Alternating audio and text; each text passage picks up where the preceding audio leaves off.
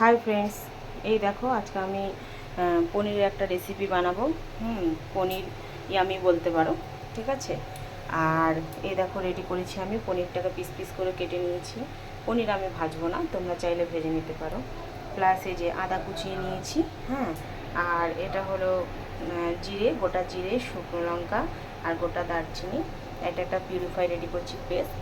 আর পেঁয়াজটা আমি তেলে এখন ভাজছি, তার আগে আমি গোটা দারচিনি আর শুকনো লঙ্কা আর একটু গোটা জিরে ফোড়ন দিয়েছি, পেঁয়াজটা ভাজা হচ্ছে।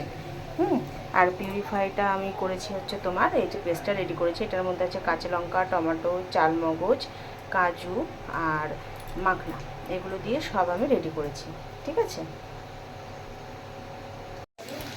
দেখো আমি এবার পেস্টটা যে করে রেখেছিলাম ওটার মধ্যে কিন্তু আমি ধনের গুঁড়ো, জিরের গুঁড়ো, লঙ্কার গুঁড়ো, হ্যাঁ, আদার যে ক্রাশ করে রেখেছিলাম, প্লাস হচ্ছে তোমার হলুদ অল্প একটু, আর নুন হিসাব অনুযায়ী, আর সামান্য একটুখানি চিনি।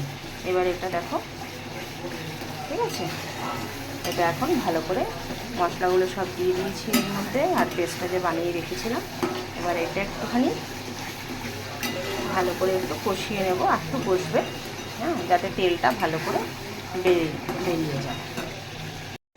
দেখো মশলা সুন্দর কষেও গেছে, প্লাস আমি পনিরও দিয়ে দিয়েছি, তেলও বেরিয়ে গেছে, কত সুন্দর দেখেছো। আর নুনটা তোমাদের স্বাদ অনুসারে দিয়ে দেবে সবাই, ঠিক আছে।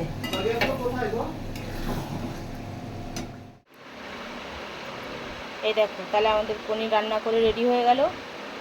আর এটা কিন্তু নামাবার আগে আমি একটুখানি শাহি গরম মশলা দিয়েছিলাম, আর নুন আর লঙ্কা তোমাদের স্বাদ অনুসারে দেবে।